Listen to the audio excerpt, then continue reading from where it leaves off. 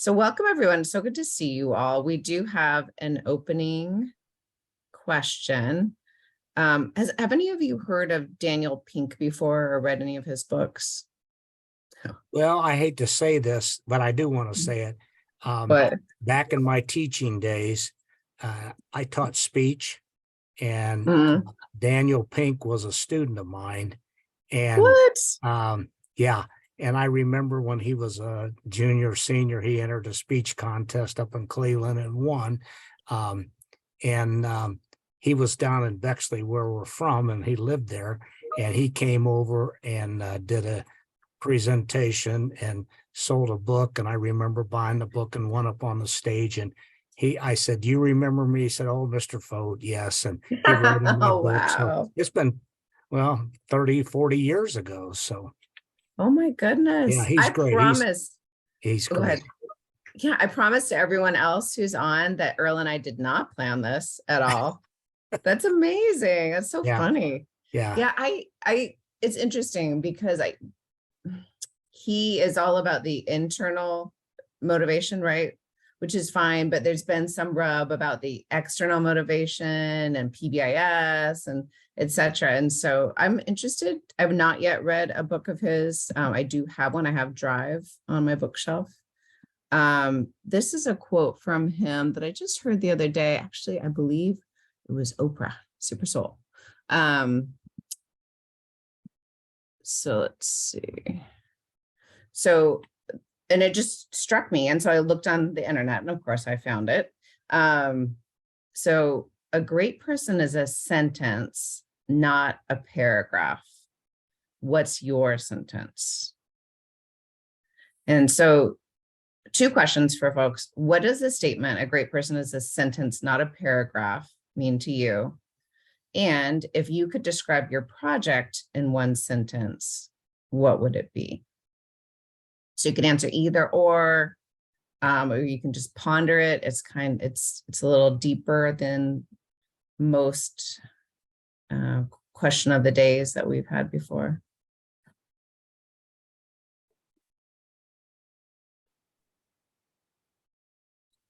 Do you want answers in the chat, Jennifer, or call out? Yeah, it's a good question, Carol. I would love to hear your voice since I'm already hearing it, but either way, mic or chat. Well, Alicia Palmer, our SPDIG coordinator, and I were talking with our partner, hope to be partner, we're switching partner universities. And it was not a sentence, but it was words, and words were exciting, important, and the sentence might be potential for long-lasting impact. Awesome. Thank you, Carol. Have it.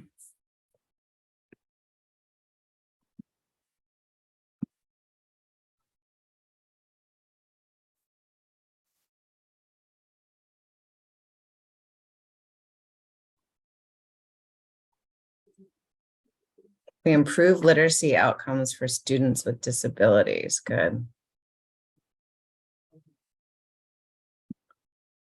All right, so we'll keep thinking about it. I think that's not the last of that conversation. Dr. Coffey? Yes. It strikes me that I'm trying to think, what does this like mean? And it strikes me that like a great person is a sentence, not a paragraph, that we all know what a great person is, and it's very clear to us, and we would be able to state it very quickly and very succinctly versus having to use lots of words to describe why a person's great. Is that I think that's absolutely one aspect of it. And I had the privilege of actually listening to the conversation, right? So this was part of a conversation, and then he explained it. And one of the examples he used was Abraham Lincoln, right? So you could describe him in 1 sentence. He ended slavery and kept the Union together, right? It was something along those lines. So that was a sentence. It wasn't like, well, he worked really hard with Congress, and then he did this, and then he did this, and then he did this. You could say these were the things he was for and accomplished in his case as well. And one of the reasons I connected for me is because we were working on that idea of a core statement for your project. One thing that you can keep, maybe internally when you're talking about your other, talking to other folks in your project, but we do this. This is who we are. This is who, and so I saw, like Mary, the one that you provided, that's who your SPDIG is, right? That's what you do. And now I've got to go back a little bit. We improve literacy outcomes for students with disabilities. That's who you are. So I think one of the reasons it's important is because you can get pulled in a lot of different directions at the state level, right? At any level, but the state level is what we're talking about. And if you know this is what our project does, you have to decide what fits in there and what needs to, be part of another project or wait till later or whatever it happens to be. But it keeps you going. It's a vision, and it also helps you know what needs to be left out. All right, and I also see systems change for sustainable impact. Real great. Go ahead. I was thinking what Mary was sharing, and what really struck me is that with that statement, a great person is a sentence and not a paragraph, is the core values. Like of a leader, when you have a really strong leader, those core values just shine. And so that's what I was thinking of, how it could be a sentence and not a paragraph. Like the integrity, the collaboration, the problem solving, the reflection. Yep. Great.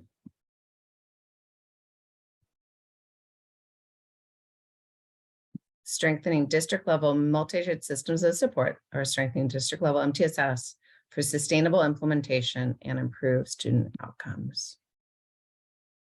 Improving transition and growing inclusive classrooms statewide. Effective systems elicit consistent outcomes. Great. These are fantastic. Thank you so much for, like I said, we'll continue to wrestle with this, figure it out, but it was a good thinking question. So thanks for your thoughts. Today, I'm going to talk about a few SIG Network events and some news. I have an ask from our office about Teacher Appreciation Week to help us appreciate teachers. And then we'll talk about SPDIG coaching system challenges and wins. We have a Mentimeter for that. And then we have our guests, Diana Mosha and Francisco Villegas, excuse me. And then finally, we're going to end with Greg Wertenberger from Arkansas sharing some unexpected data as we go back to the success principles from Made to Stick. So just a reminder that your draft program measures, which is, you don't have to provide your evidence-based professional development worksheet at that time, but just your draft measures in your status chart are due to your project officer by April 15th. The purpose of that is to make sure that you just have the details necessary so that when the external evaluators take a look at it, they'll have everything they need to make a decision. If you need a reminder about what those details are that need to be included, there's a link to rubric B in this PowerPoint slide, and I can also help you get there too if you let me know that you can't find it. Rubric B is just, program measure 1, this is what you need, program measure 2, program measure 3. And then of course there are those methodology sheets for each program measure. The SIG Network roadmap, we still have shorthand support available to us. And so if you are creating a newsletter, if you are creating content for your website, anything else that needs to be published in a very attractive way, we have shorthand support for you. Just let us know. You can email myself or Kelsey. We have mentors available. I shared some good news last time. We had 26 folks raise their hand to be mentors, and we had 22 folks raise their hand to be mentees. And so we've connected those pairs so far, but we have 4 other evaluator mentors remaining to be matched. So if you have an evaluator who is new to SIG Network, please let us know and we can connect them. The March SIG Network newsletter, if you haven't had a chance to take a look at it, the link is there. We are now in our coaching communication series today. We will continue with that. The SPDIG program area meeting at the OSEP Project Directors Conference is in July here in DC. It is a required meeting for project directors. Please do get your lodging. The SPDIG national meeting will be in October, shooting for 18th and 19th. As you may know, our conference center we used to use is closed, and we're looking for a new conference center, and it's become a little more challenging post-COVID. So Kelsey and John are hard at work at that. And then our learning communities are ongoing. If you are interested in social emotional learning, including students with the most significant needs, Native American students. I always forget communications. I know I'm missing one. We also have an MTSS community of practice. Again, please contact myself or Kelsey. Our website will be transitioning to a new frame. I don't know what to call it, a new system soon. And so I just wanted to preview that, but we'll be giving you more information about that in the next months. So preparing for Teacher Appreciation Week, we are focused at Department of Ed on diversifying the workforce through development and retention, improving working conditions for teachers, including their compensation, making becoming a teacher more affordable, and leveraging partnerships for recruitment. We'd like to focus and highlight teachers who are working as, or supported by your SPDIG. So if you have a teacher you would like to bring to people's, or bring recognition to, we have the blog, we have Twitter, we have Facebook, LinkedIn, Instagram. We would love, love, love to spotlight them. So please be thinking about teachers. And I believe April 18th is our deadline for that information. So just, again, connect with me and we'll start working on that together if you have someone in mind. All right, so the coaching communication series in May, we will have guest Dr. Janine Blue from TNTP. Some of you might know, it used to be the New Teacher Project. They just go by TNTP now.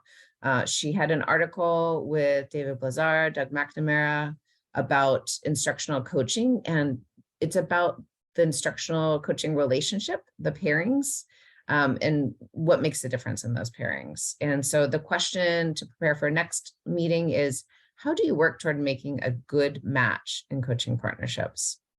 And then the question about communication for our next meeting is, what difficult concept have you made concrete? All right, so now we get to ask you, you did some homework, you watched the NCSI video, or you read the brief about Texas's coaching system. And so we want to know what's working in your coaching system and what is challenging. So I'm going to stop sharing and Kelsey is going to put up the Mentimeter. So what is working in your coaching system? So you can see the menti.com, and then Kelsey will put a link in the chat as well. But if you just want to go to menti.com and use that code at the top, that works too. So I'll be quiet for a second as you think about what is working in your project's coaching system.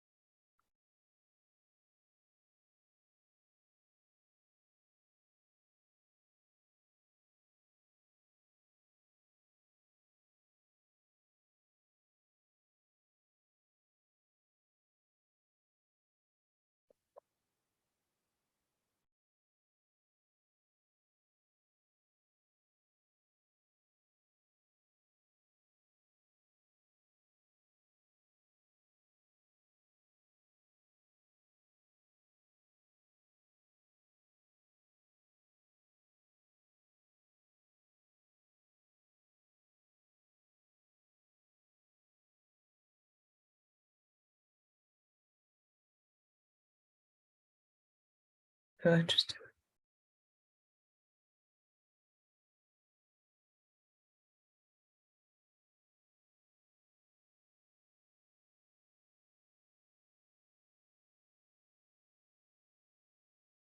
I do not know if fogs work. I'm going to have to look into that. If anyone has a good link or resource.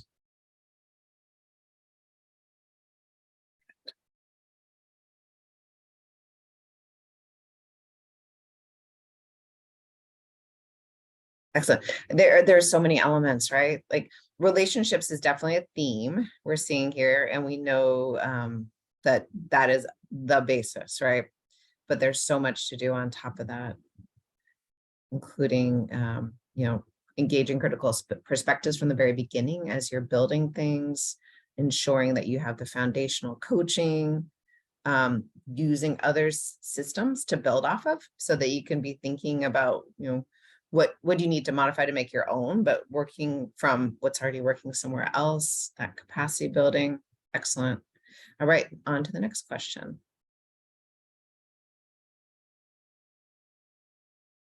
Good. So cognitive coaching. It's getting a shout out. So what is challenging right now in your coaching system? Where's the pain point?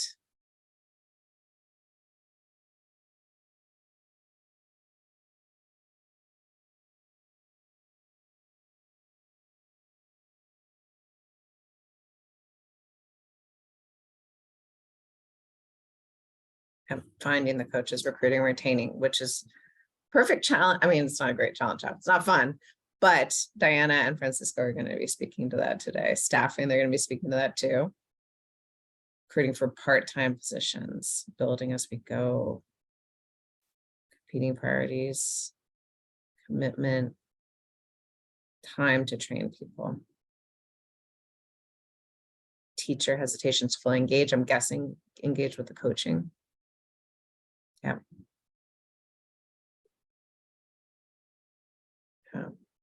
Readiness for coaching and follow through. Coaching readiness. Okay, we actually created a measure of coaching readiness. If anyone's interested, the coaching community of practice that used to meet created it together. If anyone's interested in that.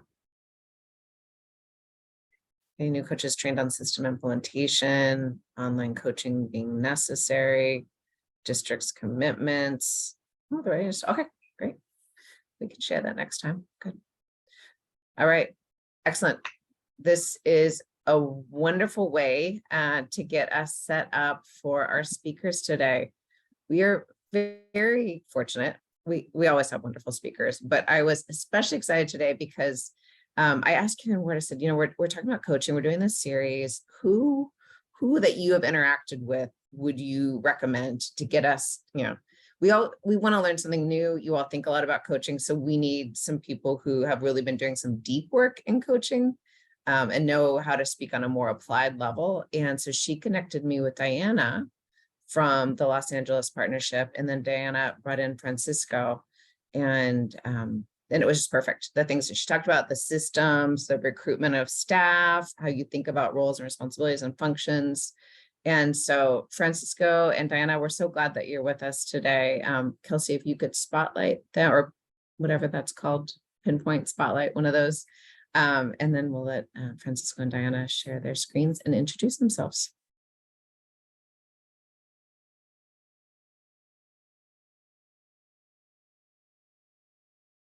All right. All right. I think I've figured it out. Thank you everyone for welcoming us into your space. We're excited to have a little bit of time to share about the work that we've been doing at the Partnership for LA Schools. We're going to keep you waiting just an extra minute though before we introduce ourselves. We have one last question for you all. Francisco, do you want to pull up the slides for us?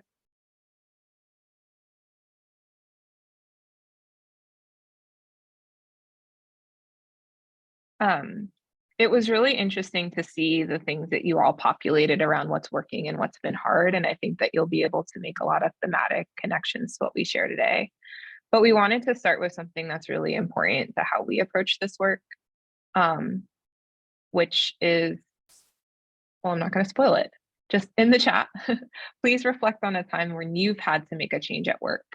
What were the feelings that came up to you in those initial weeks during this change?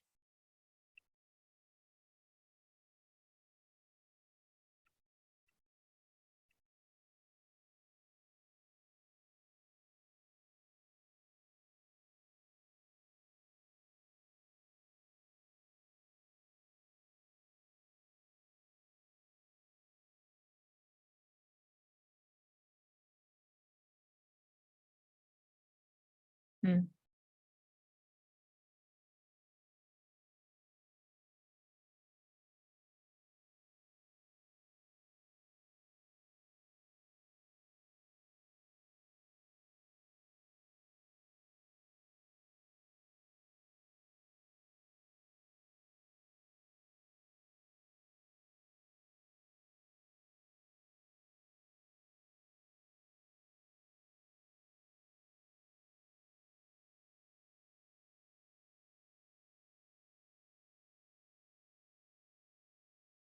I'm noticing a lot of those blue and I guess here it's green emotions coming through, a lot of anxiety, but also some excitement, some curiosity, some positive emotions as well. Francisco, I'll kick it over to you to kind of sum this up and keep us moving. Thank you, Diana. And yes, good afternoon, everyone. Thank you for having us. So we're going to be talking about coaching systems. And before I sum this up, I just want to kind of set a little bit of context. We work in schools in Los Angeles Unified School District. We're not working at the state level, but given the population in LAUSD, you can think of us as like a small state in terms of the scale of the work that we do. And whenever we're working to implement a new initiative, what we are actually doing is change management and change leadership work. Change management requires attention to the technical aspects of leadership, like the systems, the structures, the content, but often fails when we don't address the humanistic, people-centered aspects of the work. That's more of the change leadership part of the work.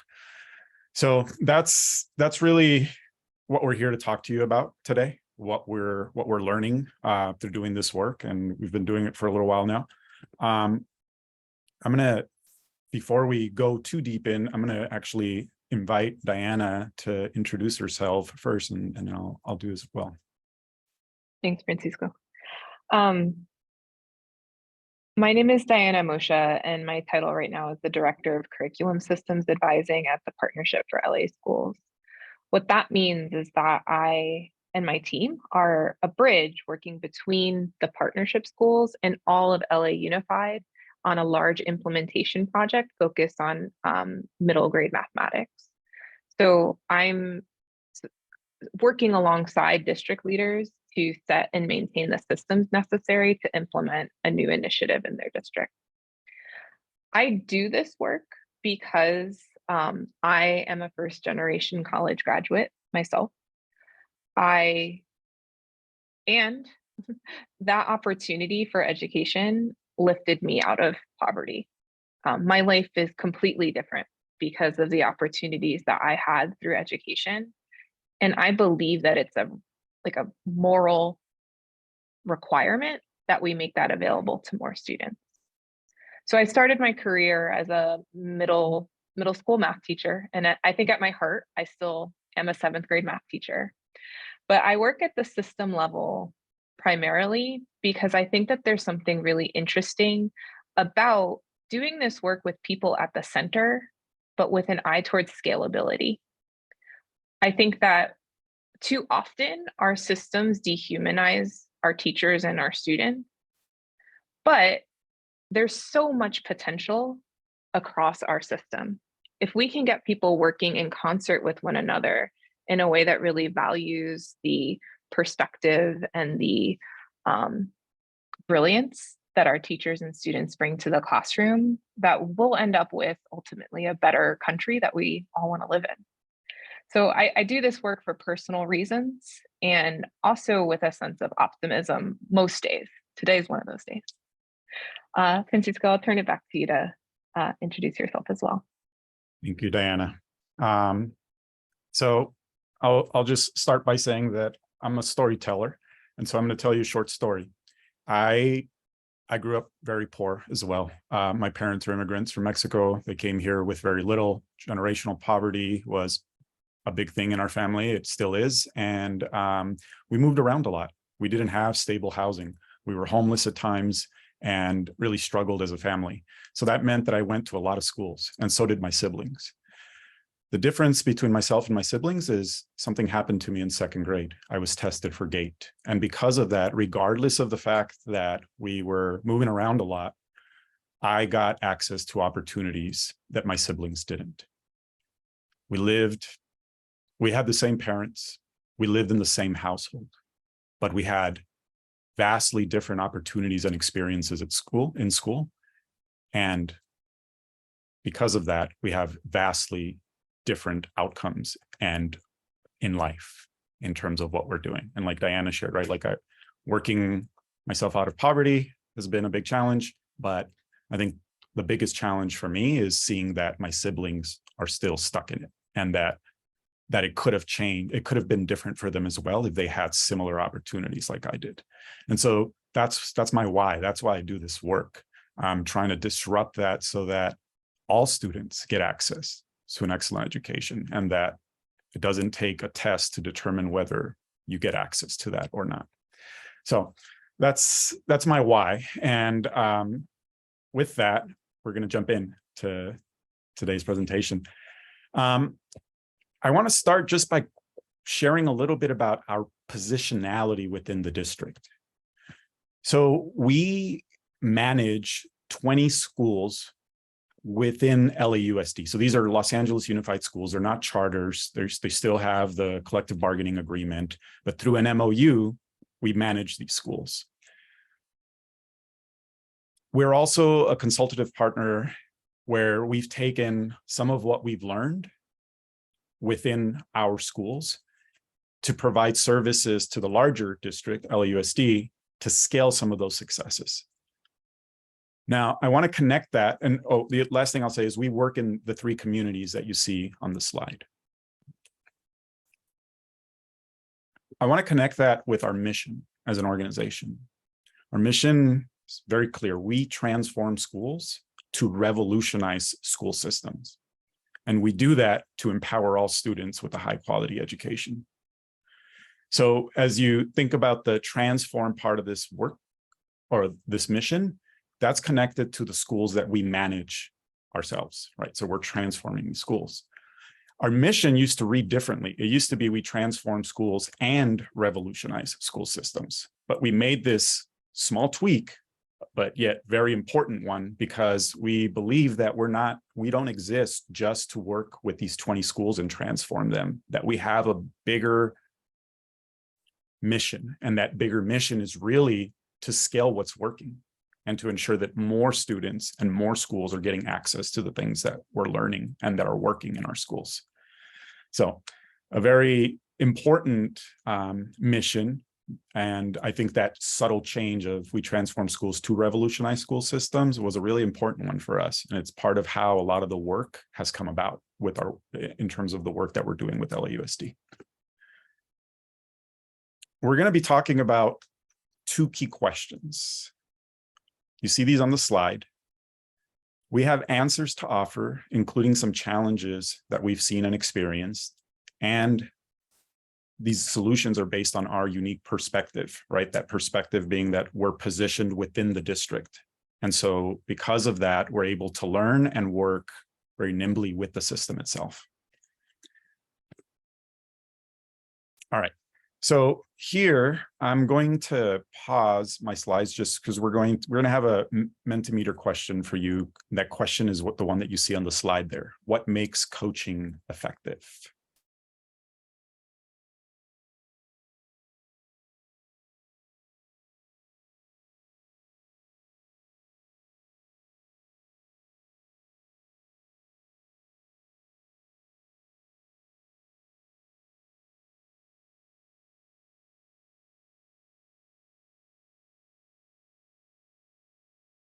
It looks like Kelsey dropped the link in the chat. Thank you, Kelsey.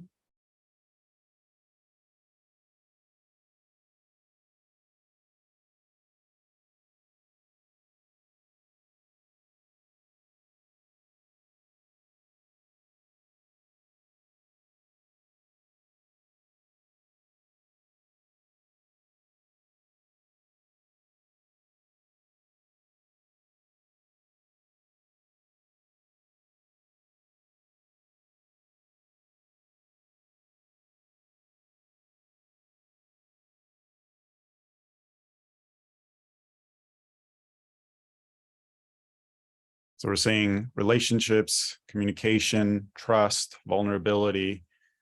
These are all like human people-centered things that we're talking about here. And then there's some technical things as well here around structure, consistency, right, opportunities to reflect, those kinds of things. Keep them coming. Thank you.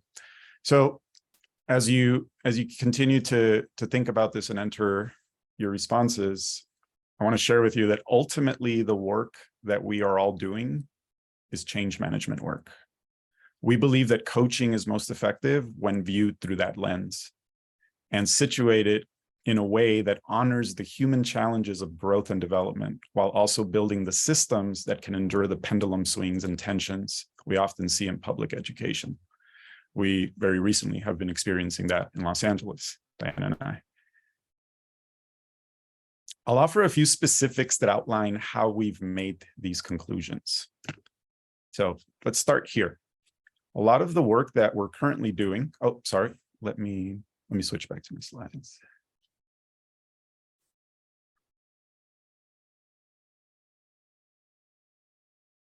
All right. So a lot of the work that we're doing is really centered in a vision, right? And what you see on the screen right now is a vision for high quality mathematics teaching and learning. We believe that change starts with a vision, and that that vision should inspire people to want to make the change we are coaching towards.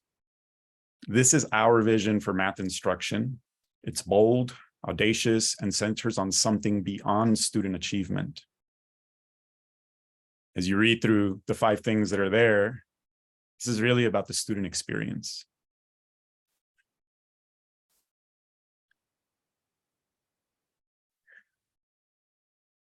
We also believe that the way to get to sustainable change is the attention to the systems that support this work.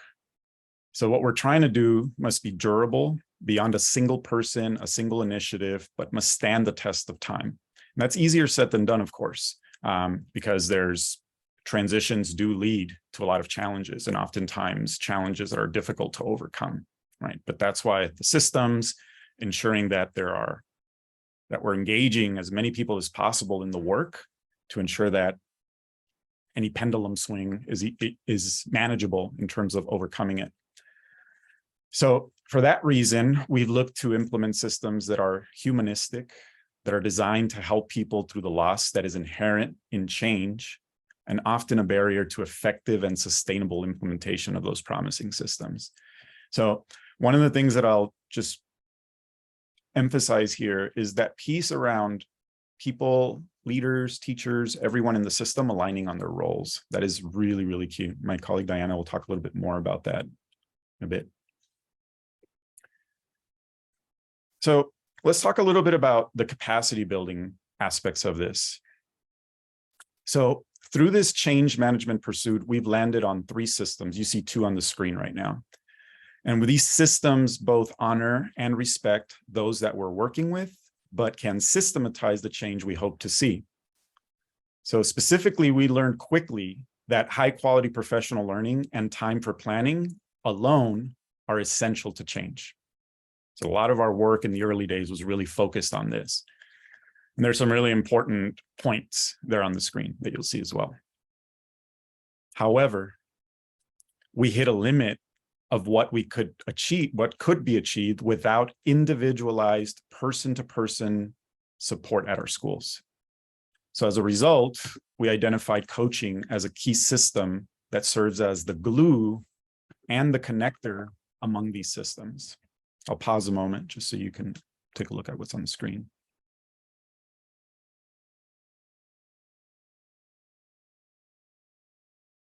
So I'll just quickly speak over a couple of things here. So one of the really important things with professional development is really around ensuring that the professional development is sustained and that it's coherent learning so that people aren't confused and that there's some consistency so that they're learning over time. The other thing that's really important is that it provides opportunities for people to experience the learning as learners themselves, to see it in action so that they understand what the change really is. And then around coaching, we believe that coaching is really, really powerful when we're aligned on what the mission is and what the vision is, and we're really clear about those things. The other thing is oftentimes coaches are put in coaching positions in different, right? It could be at the state level, district level, even at the school level, without a whole lot of professional learning and without a whole lot of ongoing professional learning, which includes coaching on coaching. That's also something that we've learned is really, really important. So when we're thinking about coaching in and around schools, this is some of the work that we've focused on. So the positions themselves are held by vision and mission aligned professionals with content expertise. So I'll talk to you a little bit about what we did. Right now, everyone is well aware of teacher shortages across the country. It's been a thing for a long time. But one of the things that we struggled with was we didn't want to pull our teachers out of the classroom, right? And so we struggled with like, where are we going to find these coaches? So as an organization, because we're a nonprofit that works through an MOU with the district, we applied and were awarded bench contracts through LAUSD. And the reason that we did that was so that we didn't do it to generate dollars. We did it so that we could expand our outreach in terms of talent pool. And so that we didn't have to pull our own teachers out of the classroom, but that we were looking for talent across the country. And so the way that we did that was we had the bench contract with LAUSD. So now we're a service provider to LAUSD, which means that we're a service provider to the schools within LAUSD. And so now the schools can opt to hire a coach from their school themselves, or they can go through us and ask us to find them a high quality coach. And the benefits of doing that is that we invest a lot of time in training our coaches, in coaching our coaches on coaching. And so there's a lot of benefits that the schools see through doing that, because they also don't have to pull teachers out of their own classrooms. The other thing is that we're also able to protect coaches, so to speak, from those other duties as assigned. I saw that earlier. I made a little note. I saw Veronica in the chat. Veronica Starcher in the chat said, coaches wear so many hats, and they really do. And in order for their work to be effective, they need to be able to focus on coaching. And, you know, the way that we've structured our contracts with schools is that there's clear criteria for how coaches will be used and how coaches will not be used. That way, coaches can actually spend their time coaching and not given, you know, a walkie-talkie and become a pseudo administrator in the school kind of thing. The other thing is the coaching itself is really focused on the overall academic vision. If we want this vision to come alive, if we want people to be thinking about this vision, if we want it to be shared, then it needs to be in our communication, our language, and our interactions all the time. So our coaching really focuses on working towards that vision. And then we leverage high quality curriculum as a tool to reach the vision. So when we're thinking about curriculum, for example, we're thinking first and foremost, what's our vision? And now, how can this curriculum actually help us make progress towards that vision? And so that's another really important aspect of this. All of that said, one really, really powerful thing that we've learned, and this is why Diana does the work that she does, and it's why we have been able to grow so much, is that we learned that oftentimes coaching is prioritized for teachers and teachers alone. But the change we're asking many educators to make are ones that are completely novel, right? And so even our administrators sometimes don't have the experience in doing things this way to be able to coach on that. So our vision, is not something that leaders have experienced. And therefore, as a result, they need deep development as well as the teachers in order to make their way through this change. So what we have learned is that efforts very often will fail to lead to that sustainable change that we want if we don't invest in coaching of leaders. And we're talking about leaders at every level, right? So school leaders, district leaders, executive staff, at every level, coaching is really, really powerful.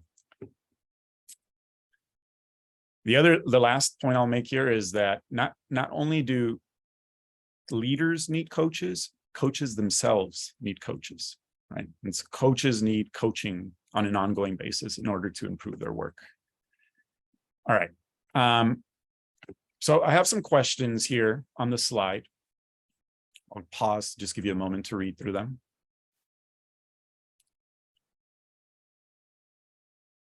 And those questions are tied to these recommendations that you see here.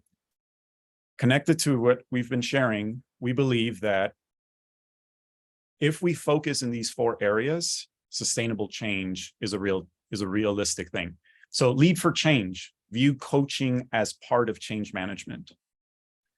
Don't coach in a vacuum, right? Build those development systems that are connected and interconnected. Develop all educators, not just teachers, and recruit wisely. The coaches themselves are really, really critical in being able to do this work. I remember when I first met Diana, she was working for a different organization, but she was a very, very powerful thinker, not just strategically, but also thinking about how to support leaders. And that was a really, really huge value add to us as an organization. One of the things that I'm going to ask you to do right now is we're going to go into breakout rooms. And I'm going to ask you to discuss what you see, the questions that you see on the slide. The questions themselves, we're going to add for you in a Jamboard, or we're going to drop the Jamboard for you in the chat in a moment. That way you have the questions when you go into the breakout rooms and you don't have to worry about looking for the slides. So let's see, someone have the, I have it here. Oh, there we go. Thank you, Kelsey. Appreciate it. So we have the Jamboard, and then when we're ready, if you could open up breakout rooms, there's in the Jamboard, you have the questions. Please feel free to grab a page and drop in some of your responses for the benefit of everyone else to be able to hear and see some of the things that you were discussing. I was able to join a breakout room. I was able to hear from a few folks. There's some ideas that were generated in the groups. I was looking at the Jamboard. It looks like there's some more ideas there. So you'll have access to the Jamboard in case you want to come back to that. Let me just wrap up this section, and now I'm going to turn it over to my colleague, Diana.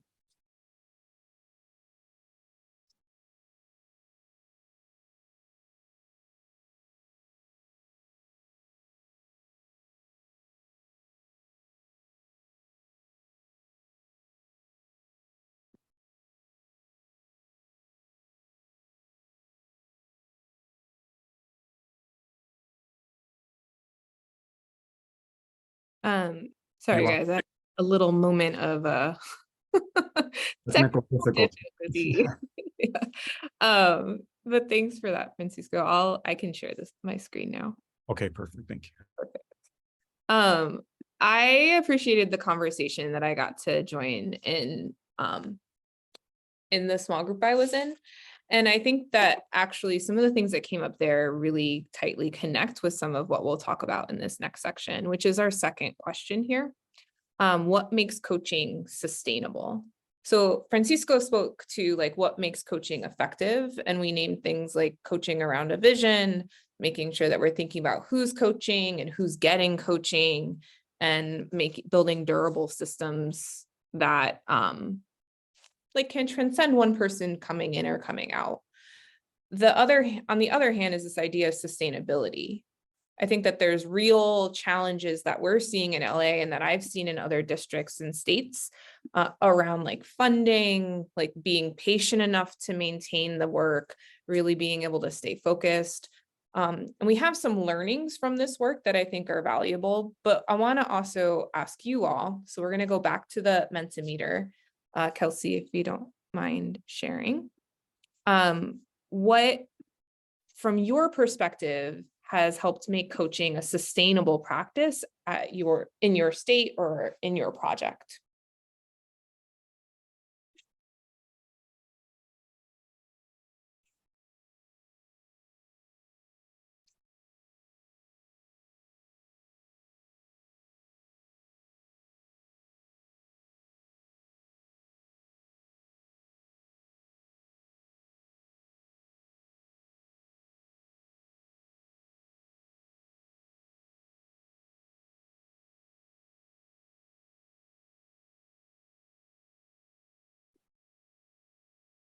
Hmm.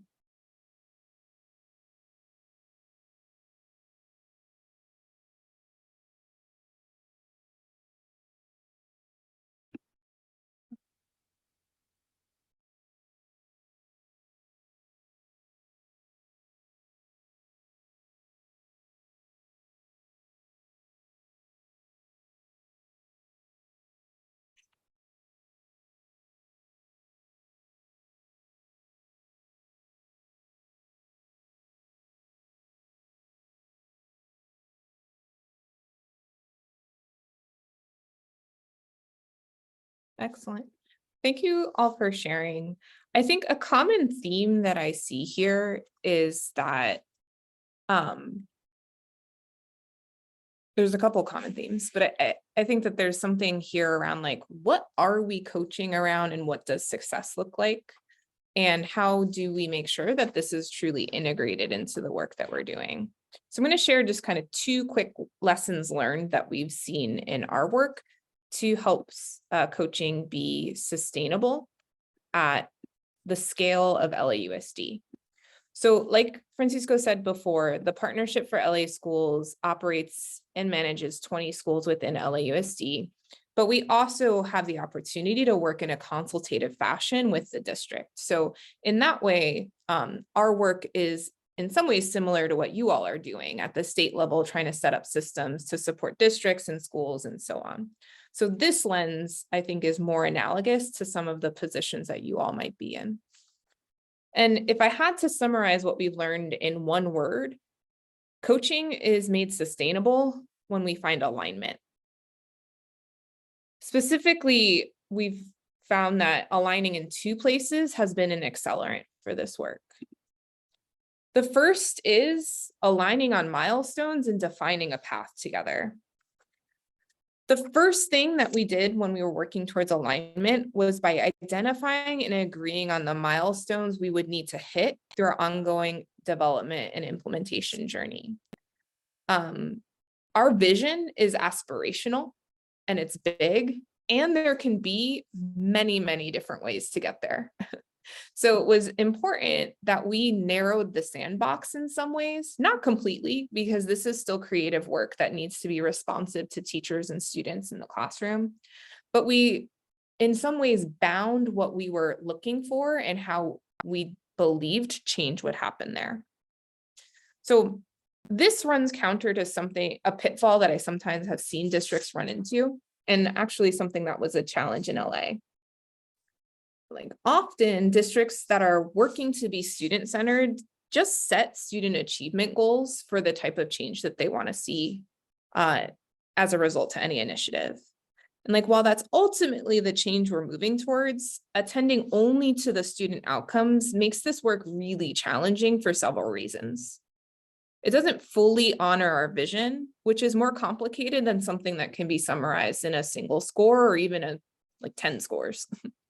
It's really about the experiences that we want students to have. So we have to be more deliberate in how we think about and measure success towards that. And secondly, and this is maybe the thing that breaks my heart the most, is that it doesn't honor our people. When we only attend to student outcomes, it leaves a vacuum around how we might move forward towards a goal and ultimately can breed an unhealthy accountability culture. Accountability is really important, but if that's all people are attending to, no matter, you could have the best coaches on the planet, it's not going to matter because people are just going to feel like they're not going to have the psychological safety to take the risk necessary to make the changes that we hope to see in our vision. So we learned quickly that student outcomes are really just one piece of this alignment, and that we need to attend to the changes in student experience, teacher practice, and school conditions that we need to coach and develop towards for these outcomes to ever happen.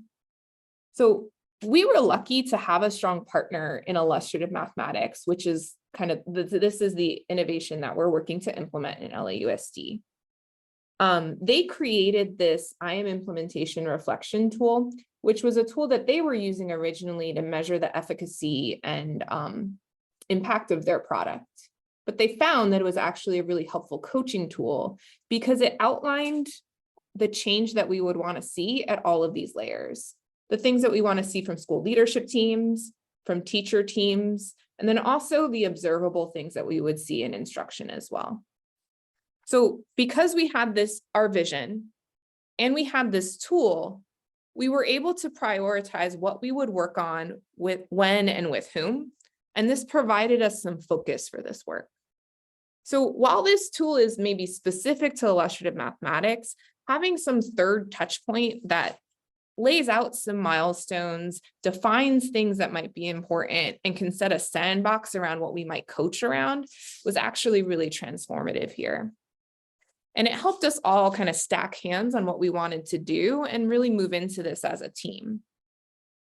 The second reason why this was really important, though, is that it allowed us to identify and celebrate successes way before we get student scores back. So what you see here is some of the teacher practice data that we're able to collect from classrooms. Exactly what it's describing is not super important, but what you see here is that we have teachers that are trying this and we're able to celebrate it, quantify it, and really like let others in the system know through clear communication that they're not alone in doing this work and everybody is really taking that step forward. So that alignment on what mattered allowed us to collect data that mattered and allowed us to celebrate that to help us stay focused and to sustain this effort. Because it's easy to get distracted if you don't have some like early signals of what's working. On the flip side, it's also allowing us to interrogate whether what we're doing through our coaching and through our professional learning support is actually impactful at scale. So this is a roll-up of what we've seen across the entire district. We can also disaggregate it by school and start to look at things like, oh, this school is getting this type of coaching support. This school is not. Are we seeing changes in teacher practice and what might that mean? So the alignment around what success looks like was something that's really, the alignment of what success looks like outside of just student achievement gains was something innovative and transformative for a district at the scale of LAUSD, and something we're still tinkering with, but it allows us to measure whether what we're doing is working, but I think more importantly, communicate about the stuff that matters to us. And then the second learning that we have here connects back to this idea around the challenges of recruitment. In LAUSD, we're facing a lot of the same challenges around teacher shortages that are endemic across the country.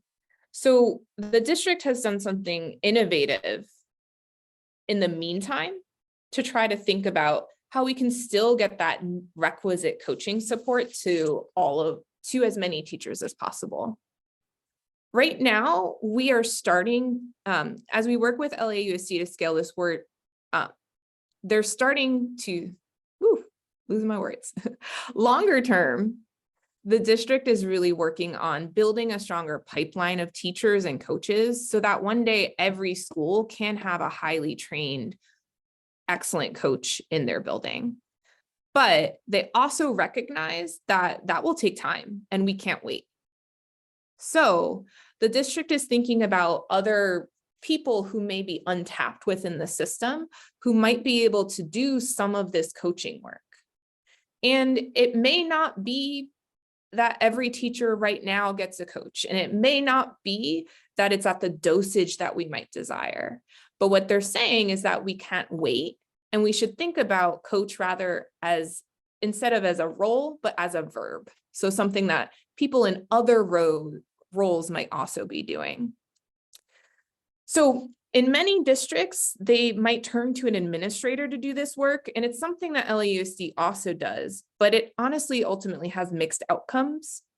I think at the heart of it, most principals want to be instructional leaders, but they're stretched so thin that it's hard for them to really do this work meaningfully.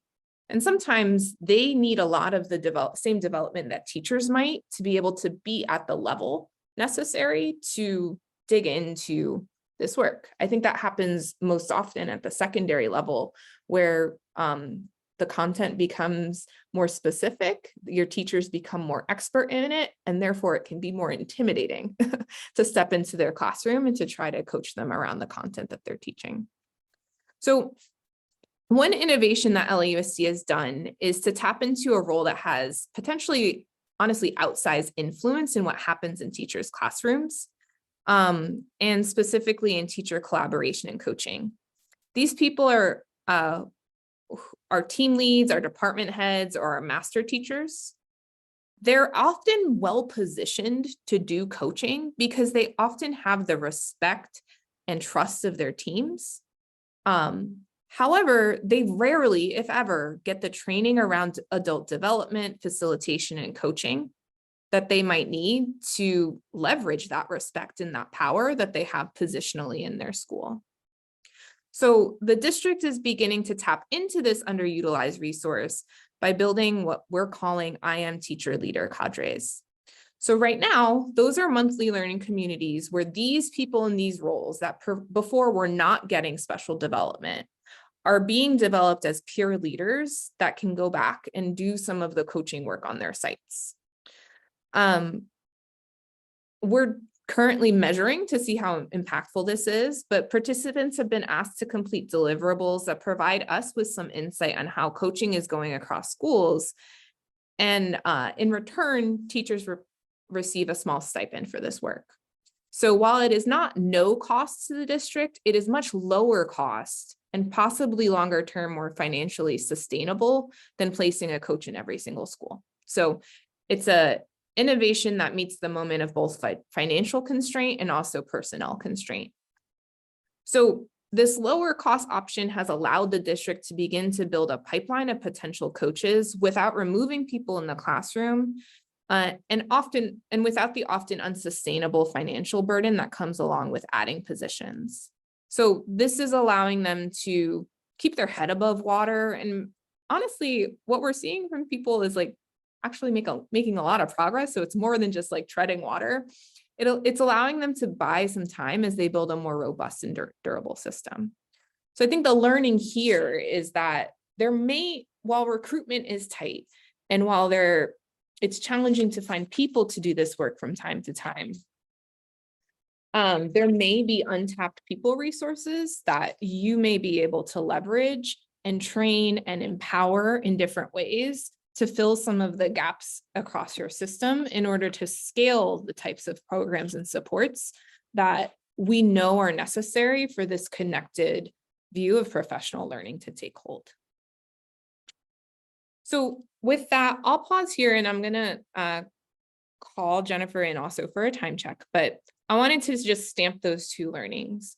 We believe that what makes coaching sustainable is alignment, aligning on milestones, like what does success look like and what can we celebrate the heck out of to make sure that people don't lose steam and momentum as this change scales.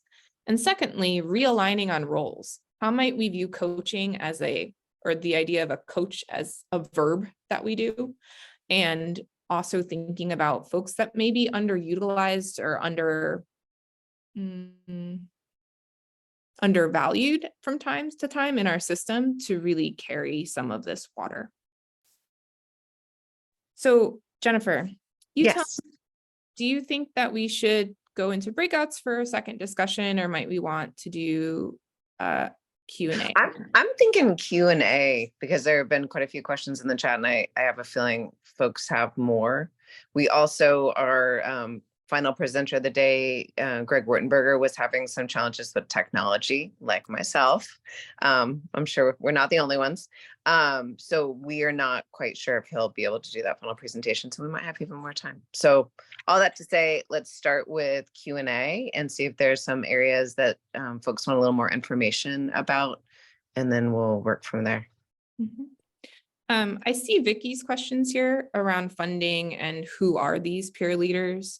I'll start there and then we can hop around as well. The peer leaders are teachers. So contractually in LAUSD, they are under the teacher contract. That is also the case for most instructional coaches in our district as well. So their time is limited and also constrained by the collective bargaining agreements here. So they may also, though, have titles such as department chair or team lead at the elementary level, or I believe some schools also have master teachers, but they are teacher roles.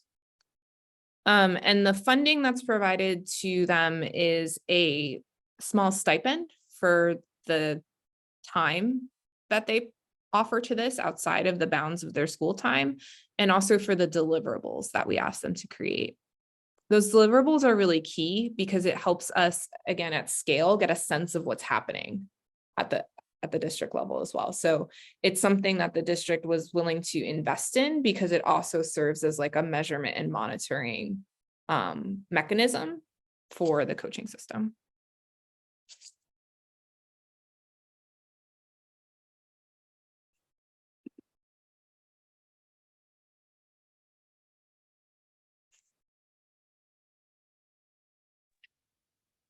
Did you see the question about what ongoing professional development looks like? Oh, yes. Yes. Yeah. And how often does it occur is the second part. Do you want to speak to that for our network, Francisco, or should we? Yeah, I can speak to it for our network. The coaches, once they are onboarded onto our team, immediately go into training. So we train them on a few frameworks. One of the most important ones, given that our work is focused on implementing illustrative mathematics, is Harvard's Mathematics Quality of Instruction framework. It's called Harvard MQI. So we do some training on the frameworks. And then internally, we come together as coaches and we actually practice beyond the training. So let's say the training is 2 weeks. After that initial 2-week training, there's no, that doesn't necessarily mean that you're exiting that as like a coach that's ready to hit the ground running and go, right? But you're going to practice. But we do a lot of internal practice where we bring coaches together, like a community of practice, where they bring scenarios or problems of practice, and then we're able to talk through those things. In addition, the coach's manager, direct manager, is also has coaching experience and therefore is actually doing work in the field with the coach and doing some side-by-side observing and debriefing with the coach. So the coach is actually getting coaching on coaching as well. At the district level, I think that this is a nut that is yet to be cracked. As I mentioned before, instructional coaches are under the teacher contract. So they don't right now actually receive any specialized training. So as our district is restructuring, they're developing a what's called an education transformation office that's going to be more focused on a subset of 100 schools, where there will be an opportunity to, and I'm excited for this, to test out next year some more direct work. And they also are structuring themselves in a way that they have basically a coach of a coach model. There'll be one person whose role is a coordinator that has 7 what they're calling interventionists beneath them, but it's basically a coach with coaches beneath them. And now that they have the structure in place, we're excited to work with them to think about the cadence of professional learning. What they're imagining for next year is like monthly meetings that model a lot of what Francisco's naming, like some problems of practice, some learning together, and then also lots of in the field side-by-side work.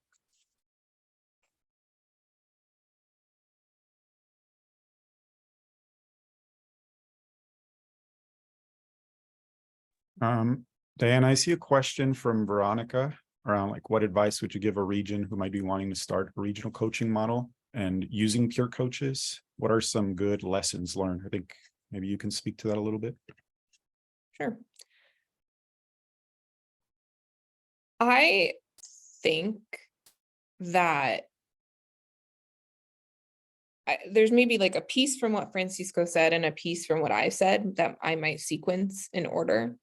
One would be making sure that the vision is really clear for what we're doing, and not just, again, not just the student outcomes, but what's the experience that we're trying to create for people.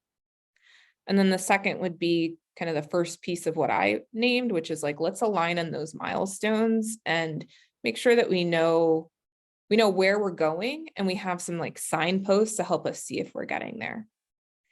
And I think that offers enough clarity to start to think about who might be the people who can really do this. Because it basically defines what needs to be done, and then we can think about who we can plug into those spaces in a creative way. Because depending on what you're trying to implement, the clarity of the path there will be different. And I really firmly believe that there are many good coaching models out there, but no single model is going to solve all problems for you. So depending on like the clarity of your problem definition and the relative prioritization of what you're trying to get done within a district, like if it's their top priority, people are maybe going to pay more attention to you. You may need different people in those seats as coaches. So really clearly defining the problem and the challenge in an aspirational way can help, I think, tighten a lens for recruitment of the people who fit into it. Would you add anything, Francisco? Yeah, thank you for sharing that. I think it definitely made me think of a couple more things. One is, I think you've already said this, but just wanted to amplify this idea of like, if we want coaches to be effective in their work, then they also need leadership training, not just, right? Like not just like content training and those kinds of, they need leadership training. They need change management training. So I think that's a really important thing that we learned, right? When we started this work 10 years ago. In the early years, it was a lot of like content specific stuff. But then when we went to observe the coaches actually leading the work in their departments, what we noticed was they're really struggling with structures and protocols, and then the adaptive work of, knowing how to validate people's ideas and still continue to keep things moving, right? Those things we noticed by observing, first of all. So that's another really important thing, right? We have to monitor what the coaches are doing and then provide some feedback and also allow that to influence what we do with them at Professional Learning.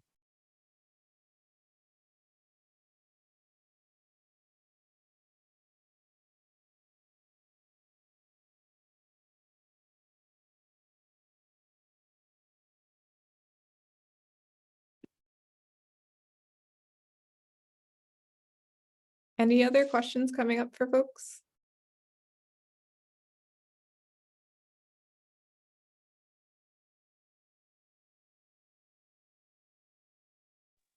Well, good. Those are, I mean, this is your first time with us, but that was quite a few questions. You obviously got the thinking going when it comes to coaching systems and those on the ground things that have worked for you so far, things that you're still considering.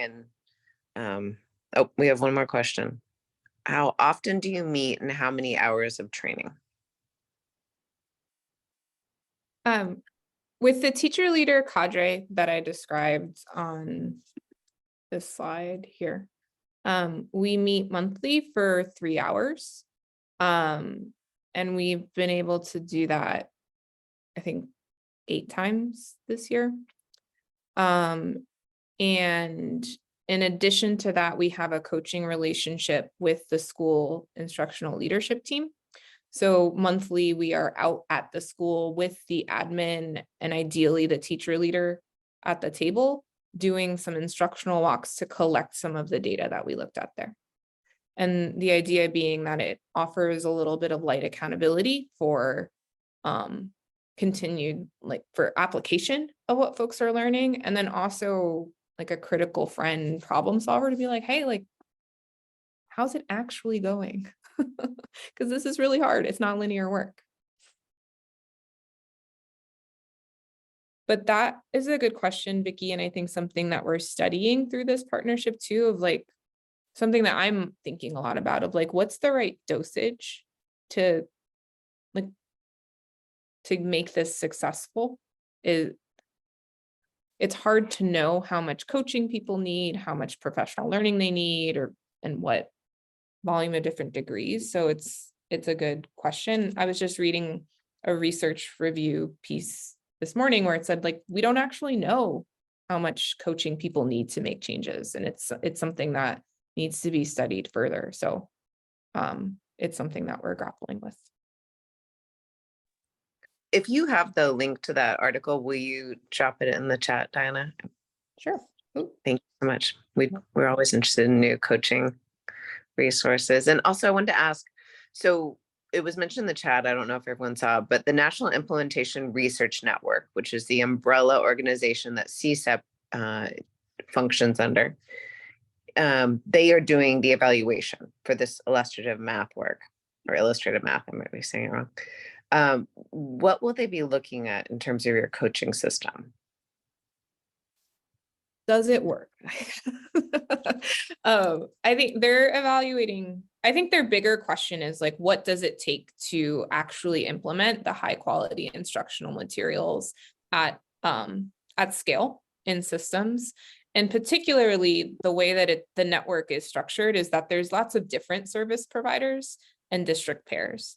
So like, for example, you mentioned someone from TNTP before. TNTP is someone else that's in this cohort working with a different district.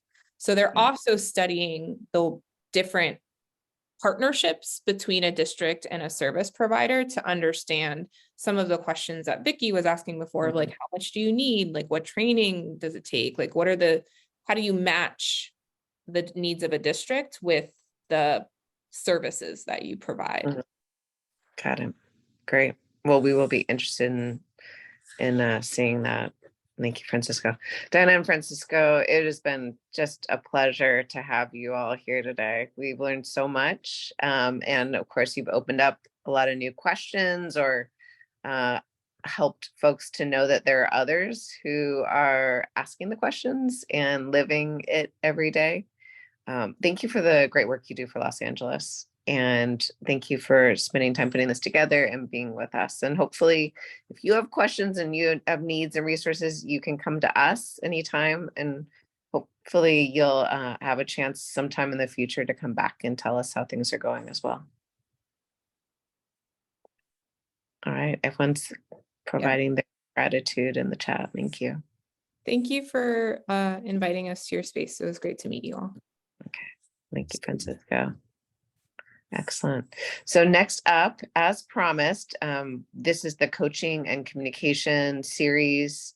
And so we just did a deep dive into coaching. Last webinar, we did a deep dive into communication. But we're going to finish off with communication today. With the success principles, we have, well, in the convening in our national meeting, we covered all the principles, but now we're following up in this series with each of the principles. So we started with the simple and the S in success, and now we're going to unexpected. And so I'd like to invite Greg Wartenberger from the Arkansas SPDIG to come on stage, and he is going to share some unexpected data that he is sharing with folks in his state for engagement and to drive and motivate action. So Greg, welcome. All right. Well, thank you very much. And really appreciate the opportunity to come and just kind of share this really brief little example of some ways that, we are looking at some unexpected data points and the story that tells, because as Diana and Francisco just talked about how easy it is to maybe get pigeonholed into one particular metric or data point and maybe be misled in ultimately reaching that larger vision or goal that you've set. And so one of the reasons why this graduation rate data has been unexpected or surprising for us in Arkansas, because when it comes to education, while our vision for our Department of Education here in Arkansas is really to lead the nation in providing student-focused learning opportunities and transforming Arkansas so that every student in every school has that high quality education that leads to the kind of activities that Diana and Francisco were just telling us about. Unfortunately, Arkansas historically led the nation in much of anything when it comes to education metrics. But one that we have been leading the nation on for several years now is the graduation rate of students with disabilities. So when you look at Arkansas compared to the U.S.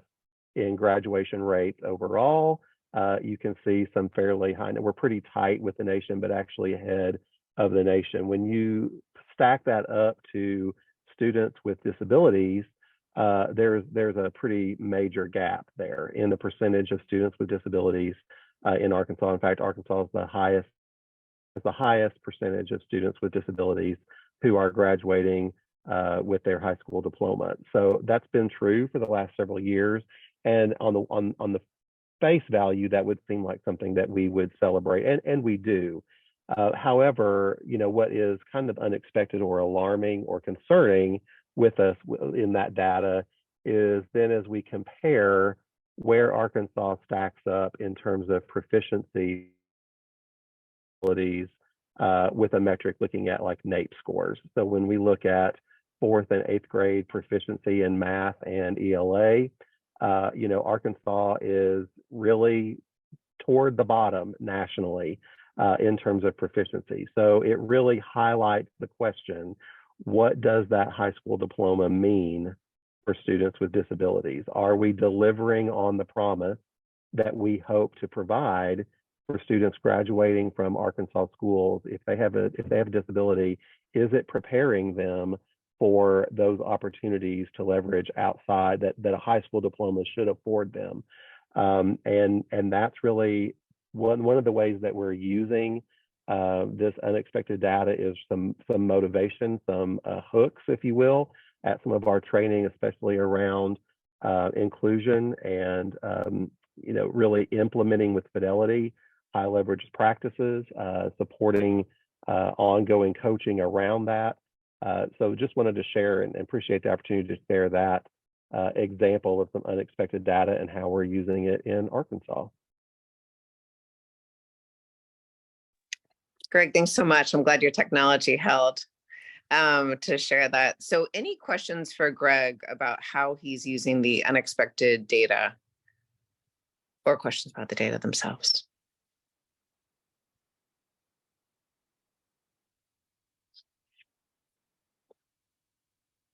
All right, seeing none. Greg, we really appreciate it. And hopefully folks are thinking about, ways that they can, we all have access to data, right? And we want it to drive a conversation most of the time. And so what are you seeing? Just think about, what are you seeing that even maybe if you're pretty accustomed to the data might be surprising to other people, might stop and make them ask questions. I am always interested in thinking about what's the most challenging of the success principles. And I think unexpected for me is one of the harder ones, along with emotion or emotional.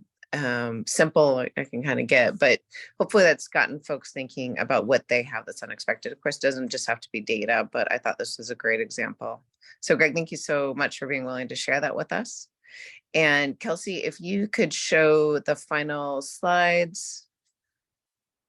It's just going to prepare for the May webinar. So there's that success. And so prior to that, I'd like to consider a couple of questions. And my technology fail, I'm going to have to look a little closer. So today in both Greg's presentation of the Arkansas data and Diana and Francisco's presentation of coaching in Los Angeles and the coaching system that they've been developing, what has surprised you and what has inspired you? So these are questions to consider. And if you have a moment, if you want to just respond to one of them in the chat.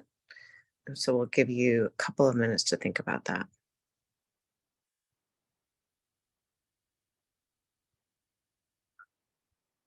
I should say 1 minute to think about that.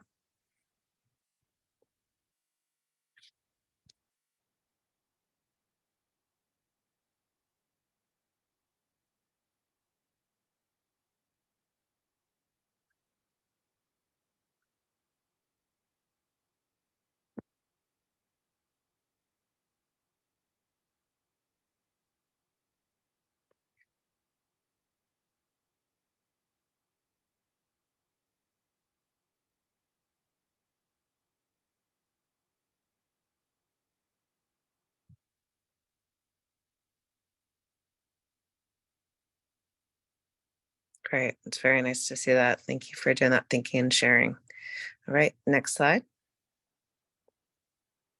So preparing for the May meeting, as I said, we are going to be having Dr. Janine Blue share with us from TNTP about the coaching relationship and coaching pairings and and what we're finding from research. It's burgeoning research, but we'll take it, right? And when it comes to coaching. And I do want to recommend the link that Diana provided in the chat. I've read that report from Ripple. I always forget what the RPPL stands for. But PL, I'm pretty sure is professional learning. So that's a great report. And then you can also read, to prepare for Janine's presentation, this paper that she wrote with some folks from Brown. But just starting to think about the relationships that you all are supporting in the coaching pairings. It might be systems coaching, it might be instructional coaching, but people are always working together for that. So how do you consider that coaching relationship when you're pairing people, and then what works to develop those relationships?